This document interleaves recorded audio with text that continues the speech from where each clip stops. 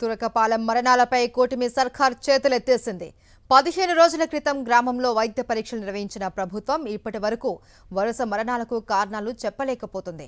ప్రభుత్వం కావాలనే ఉద్దేశపూర్వకంగా వరుస మరణాలకు కారణాలు చెప్పడం లేదా లేక కారణం గుర్తించలేకపోయిందా అని పెద్ద ఎత్తున ప్రచారం జరుగుతోంది.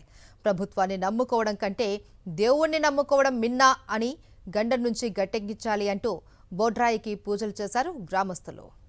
గుంటూరు రూరల్ మండలం తురకపాలెంలో వరుస మరణాలు దేశవ్యాప్తంగా సంచలనం సృష్టించాయి. 4 నెలల్లో 45 మందికి పైగా మరణించారని చెప్పిన ప్రభుత్వం తర్వాత మాట మార్చింది. 3 నెలల్లో 29 మంది మాత్రమే చనిపోయారని ప్రకటించింది. అయితే వరుస మరణాలపై మీడియా కథనాలు రావడంతో 10 రోజుల క్రితం వైద్య ఆరోగ్య శాఖ అధికారులు గ్రామంలో హెల్త్ క్యాంపులు ఏర్పాటు చేశారు.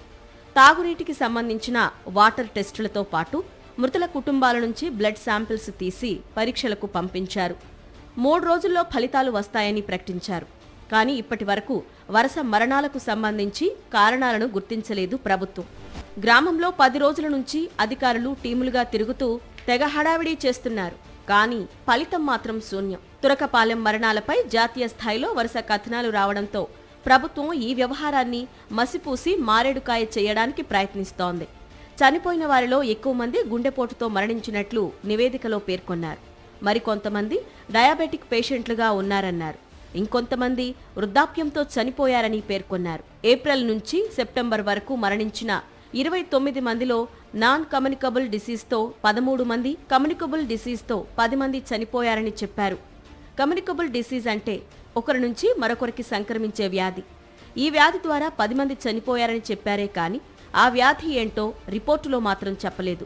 ఒకరు మాత్రమే మెలియాయి డోసిస్తో చనిపోయారని నివేదికలో పేర్కొన్నారు. వాస్తవానికి ఈ నెల 1న తురకపాలెం వ్యవహారం బయటపడడంతో గుంటూరు ప్రభుత్వ ఆసుపత్రి, మెడికల్ కాలేజీ వైద్య బృందం ఇంటింటి సర్వేతో పాటు వైద్య పరీక్షలు నిర్వహించింది. ఈ సర్వేలో మెలియాయో డోసిస్ వ్యాప్తికి అనుకూలమైన వాతావరణం గ్రామంలో ఉందని, వ్యాధి లక్షణాలు ప్రభావం కూడా ఎక్కువగా కనిపిస్తుందని గుర్తించారు. చనిపోయిన వారిలో ఎక్కువ మంది జ్వరం, ఆయాసంతో బాధపడినట్లు తేల్చారు. మృతి చెందిన వారికి షుగర్, కిడ్నీ, ఊపిరితిత్తులకు సంబంధించిన వ్యాధులు ఉండడంతో పాటు పరిసరాలు అపరిశుభ్రంగా ఉండడం కూడా ఒక కారణంగా తేల్చారు.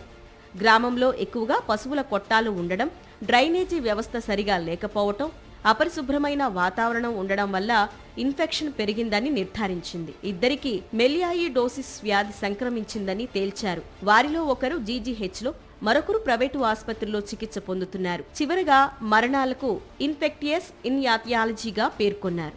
మెలియాయి డోసిస్ లక్షణాలు ఎక్కువగా ఉన్నాయని స్పష్టం చేశారు. ఇలా జీజీహెచ్ బృందం పరిశీలించి రిపోర్టు ఇస్తే అధికారులు మాత్రం వాటిని సహజ మరణాలుగా చిత్రీకరించడానికి చనిపోయిన 29 మందిలో ఒకరే మెలియాయి డోసిస్తో చనిపోయారని, మిగిలిన వారు రకరకాల అనారోగ్య కారణాలతో చనిపోయారని చెప్పడం ఇప్పుడు చర్చనీయాంశంగా మారింది. తమ గ్రామంలో వరుస మరణాలకు అధికారులు కారణం చెబుతారని 10 రోజులుగా ఎదురుచూశారు గ్రామస్తులు. కానీ అధికారుల నుంచి ఎటువంటి స్పందన లేకపోవడంతో దేవుడి మీదే భారం వేశారు. గ్రామంలో బొడ్రాయికి పూజలు చేశారు. అంతకు ముందు గ్రామంలో దక్షిణం వైపు ఏర్పాటు చేసిన సరిహద్దు రాయి పక్కకు ఒరిగింది. అందుకే మరణాలు సంభవిస్తున్నాయని పుకార్లు రావడంతో ఆ రాయిని కూడా సరిచేశారు.